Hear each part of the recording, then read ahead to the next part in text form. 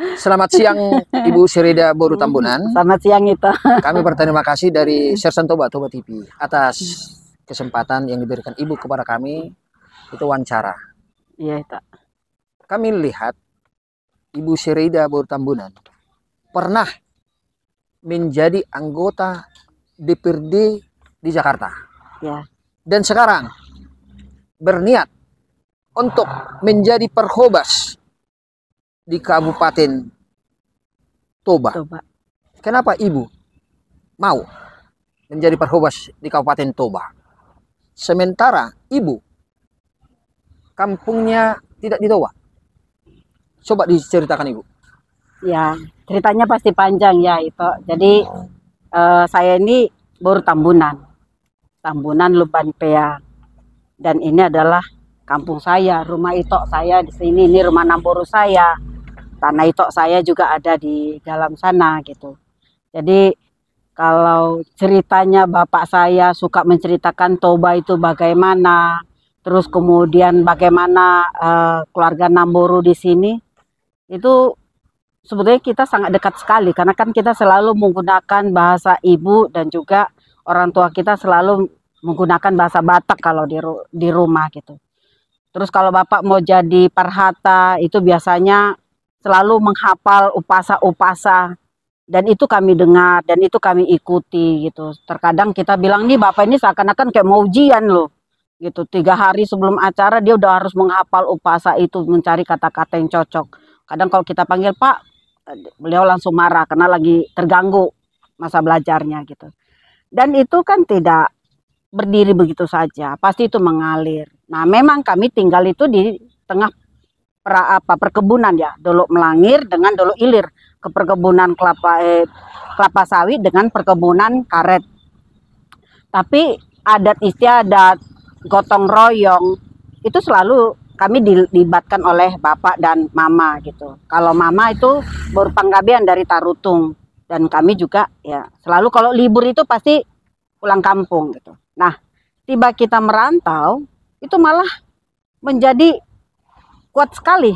Bagaimana belajar bahasa Batak, terus kemudian belajar adat istiadat itu malah jadi di perantauan lah kami banyak belajar, mengenal siapa keluarga, terus kemudian manggil apa, itu kami pelajari di perantauan.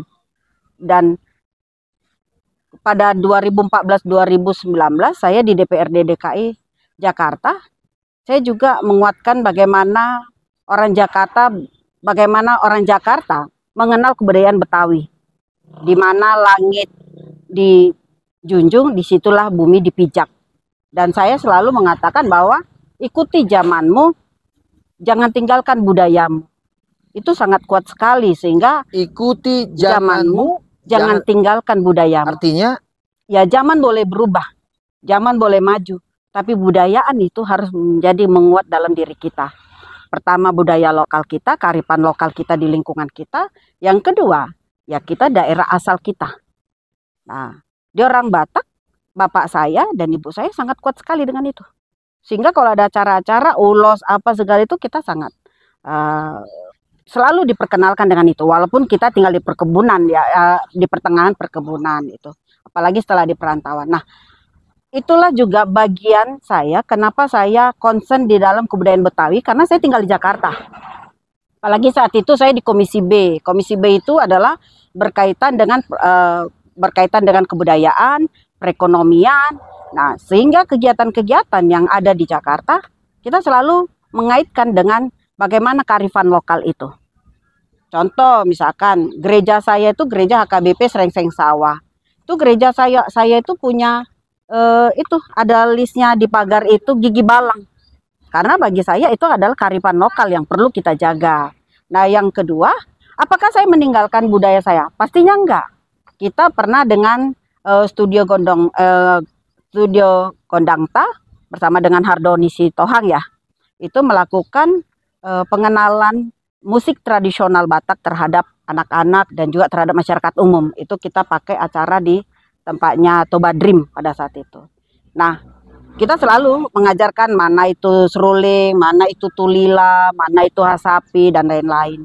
Artinya, tidak semata-mata itu terus kemudian kita tinggalkan. Tambah lagi kita ikut dalam kegiatan-kegiatan adat istiadat.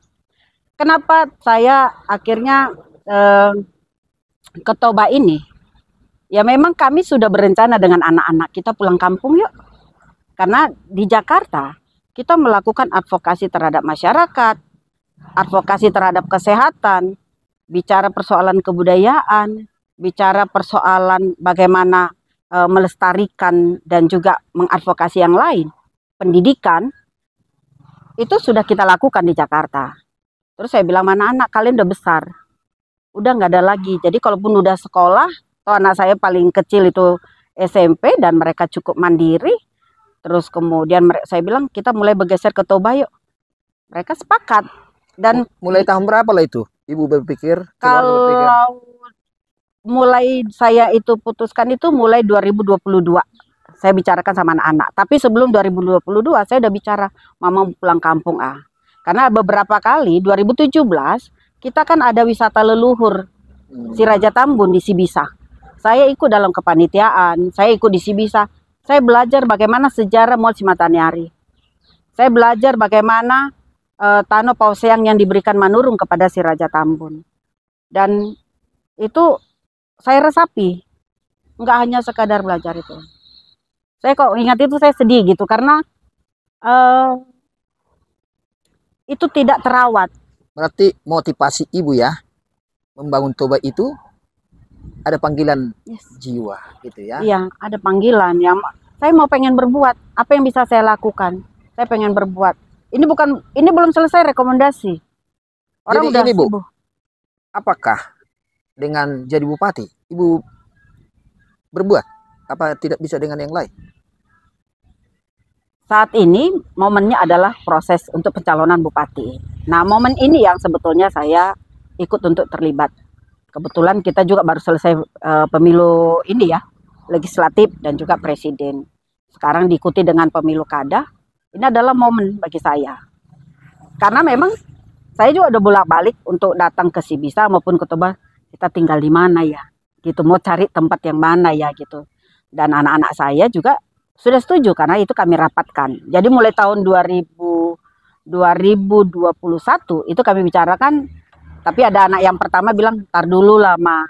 2022, ya udah nggak apa-apa. Tiba kemarin 2024, ya udah Mama mulai aja persiapan. Karena mereka juga kan sudah pada besar-besar, saya juga sendiri di rumah kan. Lebih sering berkomunikasi dengan yang kecil. Saya bilang, apa yang bisa kita berikan untuk di kampung kita. Nah, beberapa kali memang saya kesini kan, terkadang bawa pakaian, bawa apa gitu-gitu, senang aja. Gitu. Jadi ini Bu ya, tadi kan Ibu sudah berbicara dengan keluarga ya. Iya. Ini orang Batak. Itu Ibu sebagai ibu rumah tangga. Ya. Ya, itulah orang Batak ya. Bagaimana cara Ibu nanti mengatur sebagai ibu dan sebagai bupati jika terpilih nantinya? Ya. Dalam hal berpolitik, kita melihat kalau saya memandang politik itu bagaikan seorang ibu yang sedang mengandung. Proses perubahan yang dialami oleh seorang ibu, tapi dia harus menghadapi dan menyesuaikan dengan situasi yang ada. Dengan situasi yang ada, dia akan melakukan perubahan itu sesuai dengan kondisi yang memang itu harus dia terima. Sehingga pada saat saya misalkan bicara kepada anak-anak saya ikut berpolitik selama di Jakarta, mereka juga ikut terlibat, bahkan teman saya diskusi mereka. Karena saya butuh masukan-masukan dari anak-anak muda, saya butuh masukan dari anak-anak. Kira-kira kesalahan Mama di mana ya?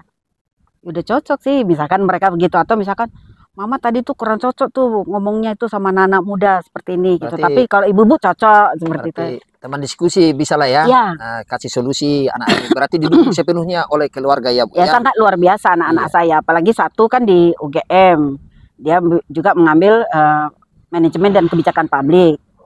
Tadinya yang nomor 2 itu sempat SMA di Filipina. Nah terus karena pada saat berpolitik, saya berkampanye kemarin, akhirnya dia bilang udah saya di Jakarta aja biar ada bantu-bantu Mama gitu. Jadi saya lihat ya, visi dan misi Ibu ya. Di situ saya lihat Toba IAS. Oh, ya. Apa itu Toba IAS itu? Ya. Kalau kita banyak ya sebetulnya. Kalau kita itu sepakat bahwa toba nature, jalan nasere. Toba yang tertata dan berkilau. Ini adalah menjadi patokan bagi kita, acuan bagi kita untuk menuju toba mendunia. Ya, bagaimana misalkan kita bicara mengenai toba mendunia.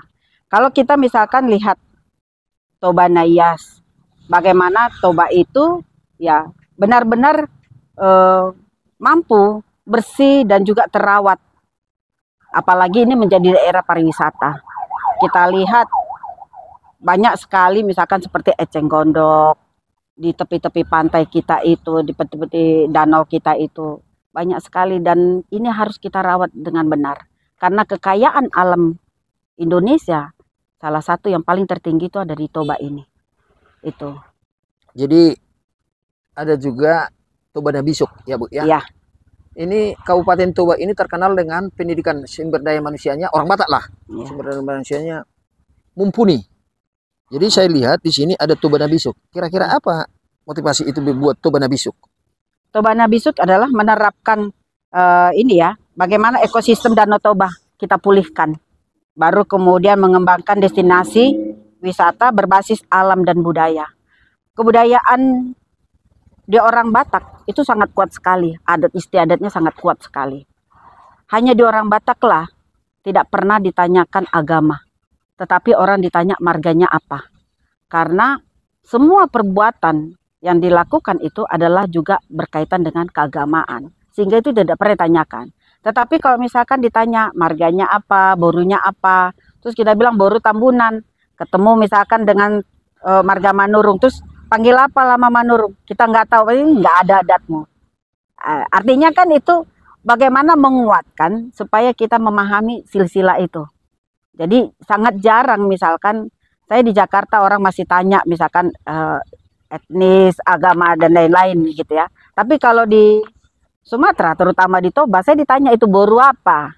Terus ketemu dulu kadang ngatamun, oh bapakmu saya. Oh, ada yang sangat luar biasa dan itu harus kita jaga menjadi destinasi pariwisata. Ditambah lagi Toba ini adalah juga menjadi destinasi pariwisata yang sudah dicanangkan oleh Presiden Jokowi melalui Pak Luhut Binsar Panjaitan. Itu ada lagi, coba diterangkan Ibu. Toba Nahipas, artinya apa Toba Nahipas itu? Ya, Toba Nahipas ini sebetulnya kita berharap bahwa beberapa kasus, kita kan sudah belanja kasus ya, artinya belanja masalah. Jadi banyak sekali dari hasil bincang-bincang kita, di saat orang melahirkan, ternyata kekurangan darah. PMI juga kehabisan darah. Nah, akan tetapi ini kan harus tetap diantisipasi, tidak bisa pernah menyerah dalam hal menangani orang sakit. Sehingga perlu satu tim kesehatan, satu dokter, baru kemudian satu puskesmas yang memang betul-betul mumpuni. Kita juga akan meningkatkan bagaimana rumah sakit kita itu bisa kita tingkatkan bukan hanya di kelas B, tapi di kelas A. Sehingga penanganannya tidak harus menunggu pergi ke Medan atau pergi ke Siantar. Karena perjalanan menuju Medan itu sangat panjang. Kita tidak tahu apa yang terjadi. Nah, dari mana anggarannya? Saya yakin banyak di sini ada BUMN juga, ada juga swasta, ada Inalum, ada Indorayon. Kontribusi dana CSR itu bisa dilakukan untuk meningkatkan kualitas pelayanan di rumah sakit dengan fasilitas-fasilitas yang ada. Sehingga di saat orang sakit tidak lagi harus mikirkan, oh ini harus ditangani di Medan.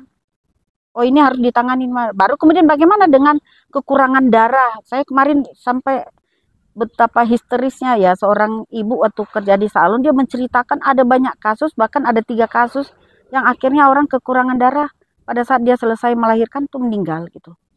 Apakah bisa? Saya bilang bisa. Kita selalu melakukan donor darah misalkan di Jakarta. Kita bisa bekerja sama dengan PMI bagaimana mencanangkan ketersediaan darah dengan menggiatkan misalkan kegiatan-kegiatan donor darah, menghidupkan masyarakat kita untuk ayo terlibat berpartisipasi untuk melakukan donor darah. Jadi gini Bu,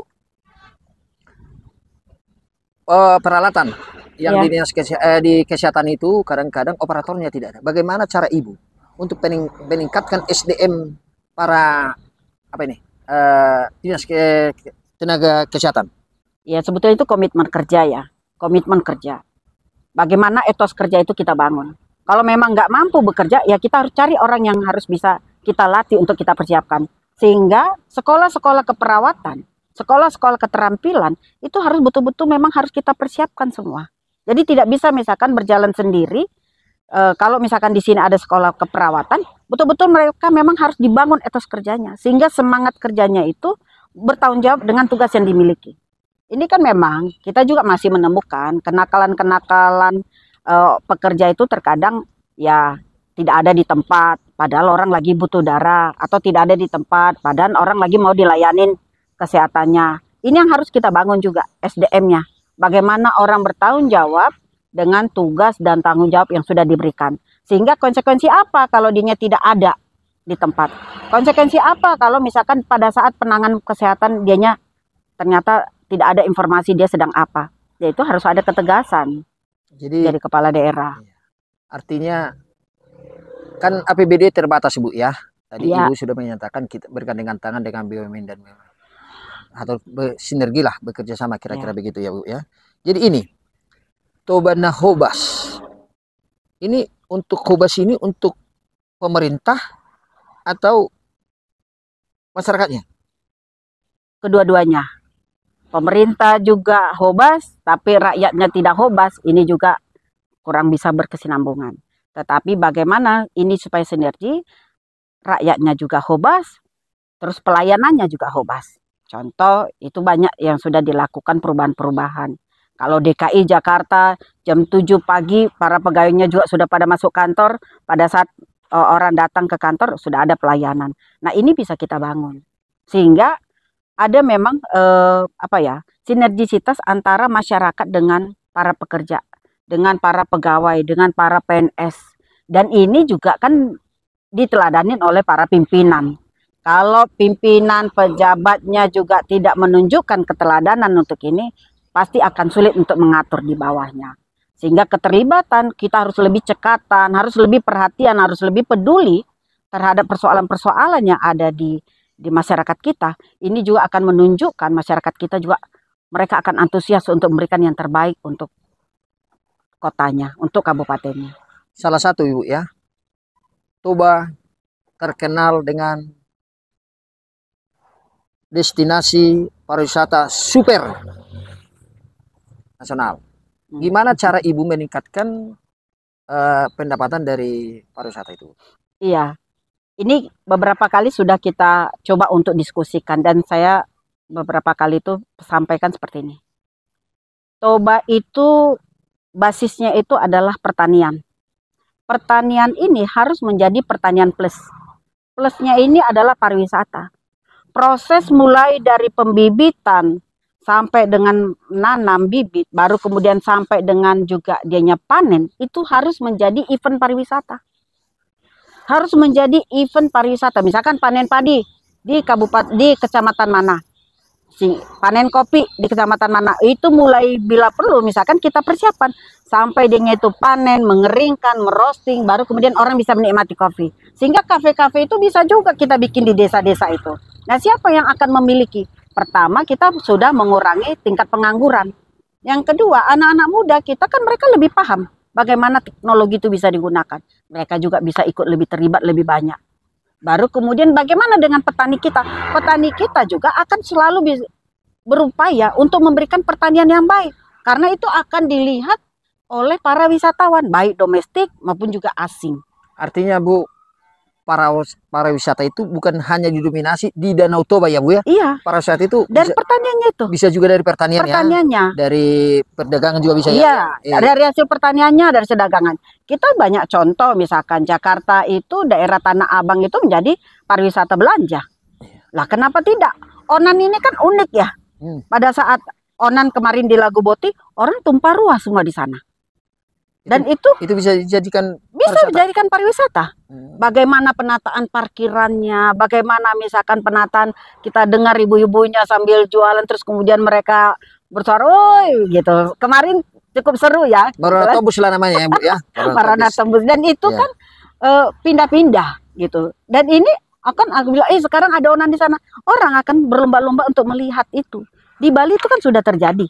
Bagaimana ngaben itu menjadi, ada ngaben ini, jadwal ngaben itu orang dari mana-mana itu akan datang gitu. Begitu juga misalkan di daerah NTT gitu kan. Nah, Ini yang harus kita ciptakan. Ada banyak sebetulnya yang bisa juga di luar dari pertanian. Contoh misalkan, ya kita lihat misalkan seperti makam Sisingamangaraja. Pada saat kita ke sana kemarin tuh sangat prihatin sekali ya. Pertama, jalan mau masuk ke situ tidak ada tanda-tanda atau tulisan-tulisan dengan gorga Batak untuk masuk ke areal makam tersebut. Tiba kita di area makam tersebut, sepi sekali. Apa orang yang tidak ada tertarik? Guide-nya juga tidak ada yang mampu menjelaskan. Kita ketemu ada Namboru di sana pas beliau lagi menyiram-nyiram, baru kemudian kita tanya-tanya begitu. Dan ini kan harus butuh perhatian khusus karena Sisingamangaraja itu adalah pahlawan nasional. Baru kemudian bagaimana sejarahnya Borulopian tersebut gitu.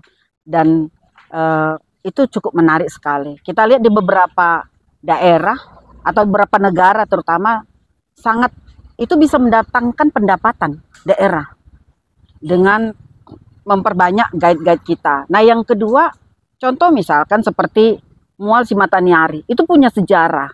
Dan di sini banyak kan, sejarah-sejarah itu cukup banyak. Contoh Mual Simataniari, itu kan pemberian Manurung kepada si Raja Tambun. Kalau itu betul-betul dirawat, saya berapa kali tuh turun ke sana. Saya rasa itu cukup bagus sekali karena semua orang pasti meyakini bahwa itu adalah punya nilai sejarah tersendiri. Itu terutama Manurung, saya pernah datang ke sana pas kebetulan ada orang dari Manado, marga Silalai. Itu saya tanya, Bapak tua mau iya ke Mual Simataniari itu. Lah itu ternyata dicari gitu. Tapi itu kan tidak terawat. Nah, apakah Pemda bisa melakukan perawatan itu? Sangat bisa. Semua ruang-ruang yang ada di Toba ini saya lihat tuh banyak sekali bisa menjadi ruang pariwisata. Artinya sekarang kemauan ya. Kemauan. Ya. Jadi bagaimana cara Ibu membangun Toba ini dan gerakan-gerakan apa yang buat Ibu supaya ini terbangun? Ya, yang pertama memang proses yang saya lakukan untuk dalam proses pencalonan bakal calon bupati ini, saya mengajak bapak saya, seluruh Tambunan, si Raja Tambun, terutama Tambunan Lumban Pea dan juga si Raja Tambun, untuk duduk bareng. Saya mau berangkat ke Toba. Tolong berikan kontribusi buah pikiran dan juga ide-ide. Kami sudah 2 kali pertemuan. Bahkan kemarin pertemuan terakhir itu hari Minggu. Saya lagi di sini karena ada konsolidasi internal partai. Itu kita lakukan tuh bapak-bapak kita ada profesor, ada yang lain-lain untuk memberikan buah pikiran apa yang harus dilakukan. Sehingga apa? Ini yang terus menjadi bahwa semua marga-marga itu akan kita undang satu saat untuk memberikan apa sih sebetulnya yang menjadi persoalan kita. Apa sih sebetulnya yang harus kita benahi di Toba ini. Kontribusi buah pikiran harus melibatkan banyak. Apalagi di sekarang ini tokoh-tokoh marga itu kan ada. Bius, anak-anak mudanya, segmen perempuannya, segmen pendidikannya dan lain-lain. Nah ini yang harus memang kita mulai bagaimana melibatkan mereka tidak hanya sebagai penonton dalam pilkada, tidak hanya sebagai marah dalam proses pasca pilkada, tetapi mereka juga berkontribusi. Toba ini mau kita apakan setelah dicanangkan sebagai daerah pariwisata. Toba ini harus kita bawa kemana? Toba ini tadinya Toba Samosir, sekarang Samosir kita lihat destinasinya cukup luar biasa. Nah bagaimana dengan Toba? Nah ini yang saya bangun, saya ajak kepada orang tua saya dan juga nanti kita akan memperluas lagi dengan marga-marga lainnya untuk ikut ayo terlibat memberikan kontribusi terhadap Toba. Itu. Jadi ini Bu, di sini ada kawasan terpadu Lubapea. Ya. Pariwisata kawasan terpadu itu ada berkisaran 14 miliar itu Bu. Ini perlu ketegasan. Itu kawasan terpadu itu nilainya sangat fantastis. Bagaimana Ibu nanti mengelola itu setelah Ibu jadi Bupati Kabupaten Toba? Ya, yang pertama saya lihat bahwa itu sudah ada dan sudah terbangun. Tinggal kita melanjutkan saja. Apa yang misalkan menjadi yang tadi saya bilang bahwa kita bisa menggerakkan semua tempat, semua wilayah ini menjadi sebuah destinasi pariwisata. Apalagi yang memang itu memang kita persiapkan untuk pariwisata terpadu. Artinya mulai dari proses hasil pertaniannya, mulai dari proses hasil tenunnya, baru kemudian juga kemampuan-kemampuan yang lain yang dimiliki oleh masyarakat Toba kan bisa kita tampilkan di sana. Contoh misalkan, kalau di Belanda itu ada namanya Tong-Tong Fair. Jadi semua kuliner-kuliner Indonesia itu dibuat di satu tempat pada saat itu gitu. Nah, apakah ini bisa menjadi event internasional? Kita bikin event internasional kebudayaan. Mulai dari kulinernya sampai dengan adat istiadatnya, bagaimana dengan hasil tenunannya, karya-karya yang sudah dihasilkan sama masyarakat Toba itu bisa kita tampilkan di sana. Baru kemudian bagaimana tortor dengan maknanya, bagaimana tari-tarian itu dengan maknanya, itu juga bisa mampu kita jelaskan di sana. Itu. Jadi itu harus betul-betul memang kita jaga dan juga harus kita kembangkan lagi. Saat ini kalau tadi ceritanya bahwa pembangunan itu saat ini kan sekarang sedang mandek. Apa komitmen saya? Itu harus kita teruskan. Lebih mahal biayanya, itu kita biarkan daripada kita harus membangunnya kembali, merapikannya kembali, dan juga membuat konsep apa yang harus kita lakukan di sana. Saya yakin sebetulnya pemerintah daerah yang sekarang pasti mereka sudah punya rencana. Akan tetapi saya juga tidak paham di mana titik kendalanya. Tapi kehadiran saya sebagai perempuan dan juga peduli tentang kebudayaan masyarakat Toba ini, kita akan pikirkan itu dan kita akan matangkan apa yang tadi saya sampaikan bahwa semua bisa kita jadikan menjadi event pariwisata. Bagaimana cara menyelesaikan masalah tersebut? Kita ajak semua tokoh-tokoh marga untuk duduk bersama. Ayo nih kita selesaikan bersama. Sehingga semua merasa memiliki. Mereka juga berhak untuk mengevaluasi kepala daerah. Kita juga kepala daerah punya tanggung jawab untuk melakukan yang terbaik untuk masyarakat Toba. Semua BUMN, semua BUMD atau yang swasta yang lainnya kita ajak mereka untuk berkontribusi bagaimana melakukan yang terbaik. Daripada pembangunan itu mangkrak, itu akan merugikan masyarakat Toba juga. Jadi Bu, siapa yang Ibu lirik menjadi pendamping Ibu di konstitusional pilkada di Kabupaten Toba ini? Ya, di PDI Perjuangan itu semua butuh proses. Kader-kadernya itu dipersiapkan, silakan untuk mencalonkan. Makanya saya tidak sebut saya berpasangan dengan siapa. Karena itu nanti tergantung hasil dari diskusi dan wawancara. Kita sudah diwawancara di DPD. Kita sudah mendaftar ke DPC. Kita sudah diwawancara di DPD. Dari DPD ini kan akan dibawa lagi ke DPP. Ini kan akan dilakukan lagi survei. Dari survei ini nanti akan diwawancara lagi. Kira-kira nih cocok komunikasinya dengan siapa? Cocoknya komunikasi. Misalkan dilihat nih dari penilaian kita, dari surveinya dan juga dari kemampuan kita, kualitas kita. Ini cocoknya menjadi bupati atau menjadi wakil. Sehingga kalau saya katakan siapa cocoknya pasangan saya, biarkan partai yang membuat proses tersebut. Apakah saya sudah punya lirik-lirikan? Sudah, rahasia loh. Nanti kalau saya kasih tahu sekarang jadi nggak seru, karena itu semua adalah tanggung jawab partai. Jadi ya, partai nanti yang akan menentukan dari hasil dialog para calon-calon yang serius ini ya. Karena saya lihat nih banyak yang mendaftar, tapi sedikit kayaknya yang serius. Iya, ya, jadi Sersan Toba TV ya, melihat ada pertemuan Ibu dengan Pak Charles Sirait di Jakarta. Iya. Kira-kira apa yang Ibu bahas di sana? Ya, politik itu kan cukup dinamis, apalagi proses pemilihan calon kepala daerah. Sehingga yang kami lakukan harus berkomunikasi dengan para bakal calon yang lainnya.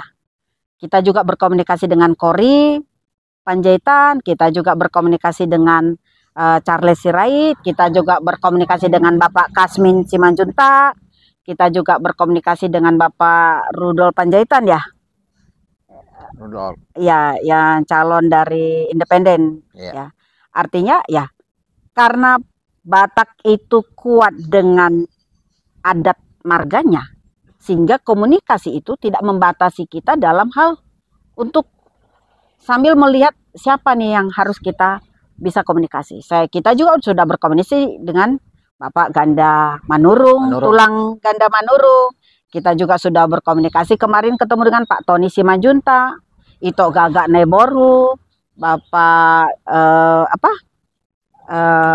incumbent Poltak Sitorus gitu. Jadi bagi kita ya tidak ada yang membatasi. Itu kan nanti akan kelihatan bagaimana kita bisa berkomunikasi dan komunikasinya cukup cukup intens atau bagaimana? Ini kan masih proses semuanya gitu. Jadi saya melihat ya, Ibu Seridah Tambunan ya, kayaknya pernah ya jadi vokal solo di gereja atau gimana itu? Ya, Katanya jago nyanyi ya. kalau saya suaranya itu ini di tengah-tengah ya, jadi rendah banget. Jadi kalau misalkan lagu anak koki do amora dia, nah itu yang paling bagus tuh suaraku. Dinaikkan udah nggak bisa. Jadi Ya jadi itu kan di luar gereja, iya kan? Iya. Anak koki doang. Kalau di gereja katanya ibu sangat Iya. jago nyanyi. Apa itu? Nggak jago lagu kor, saya cukup ikut terlibat ya karena dulu saya jadi ketua remaja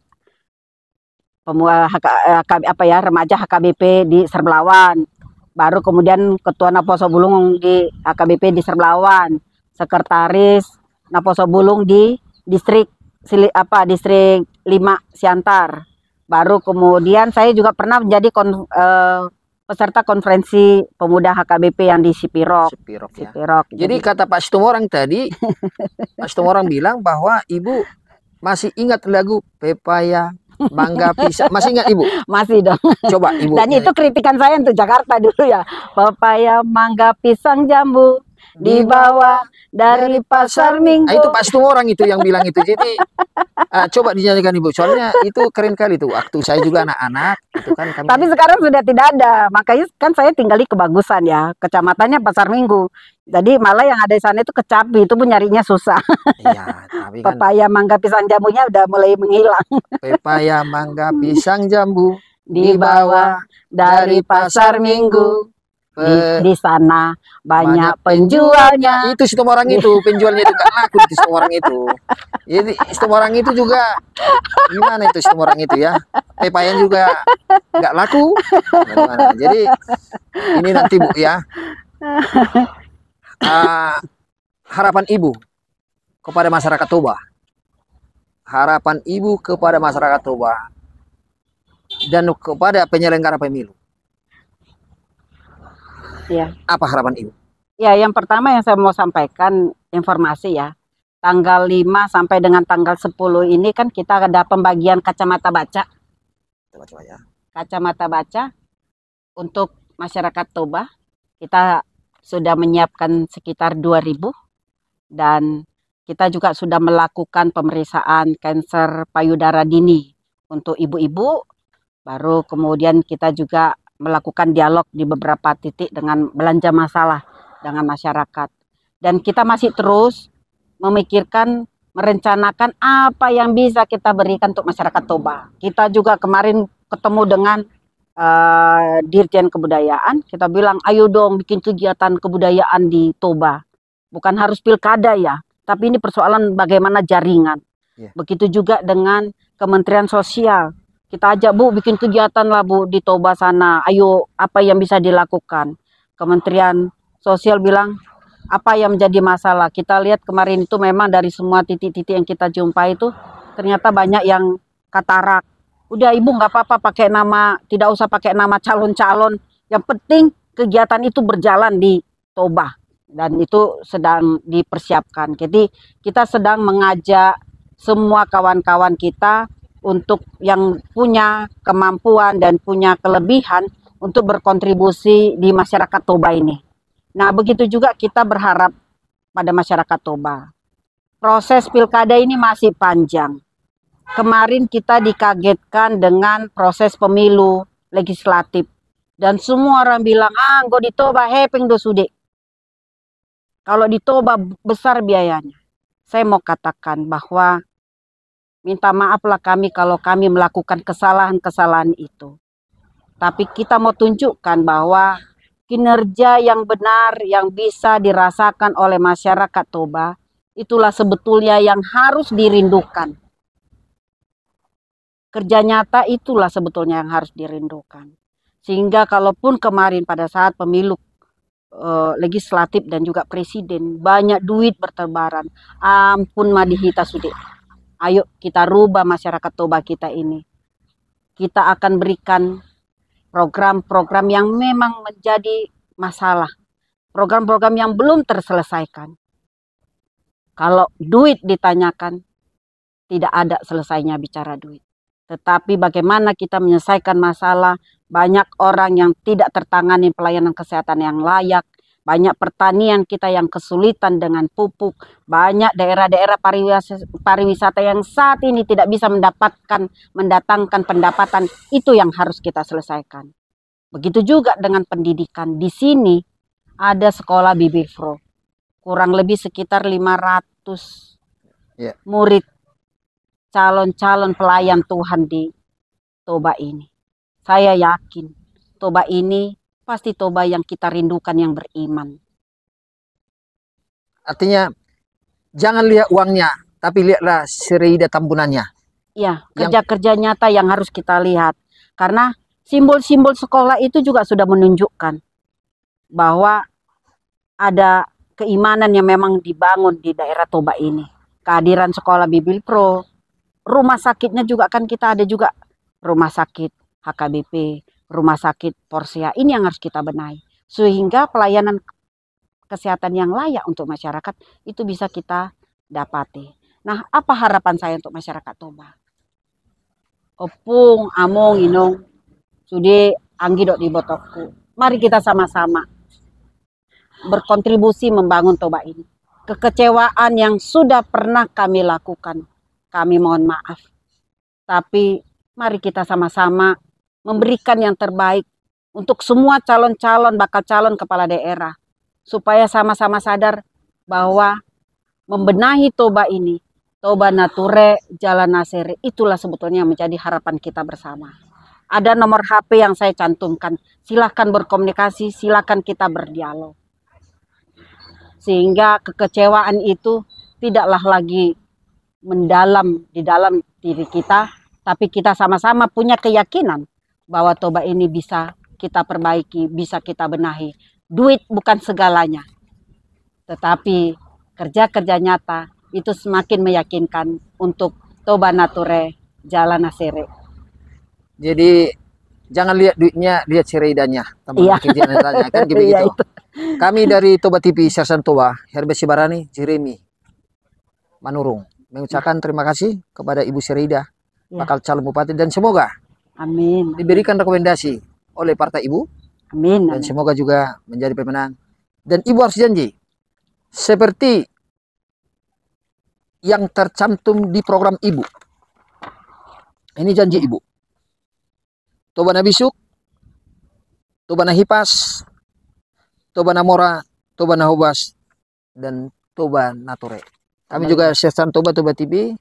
Jika ada kesalahan kami, salah ucap dan perbuatan kami mohon maaf. Ya, terima kasih untuk seluruh masyarakat Toba. Mudah-mudahan bisa menerima kehadiran seorang ibu di Toba ini untuk melakukan perubahan, untuk melakukan pembenahan, dan juga berharap kita semua sude aka todong, sude aka keluarga, semua aka pemangku adat di sini. Mari bersama-sama kita bergandengan tangan, kita berikan yang terbaik untuk Toba ini. Saya siap hadir dari PDI Perjuangan untuk bersama-sama dengan rakyat Toba memberikan yang terbaik untuk masyarakat Toba. Toba Nature, Jalan Nasere.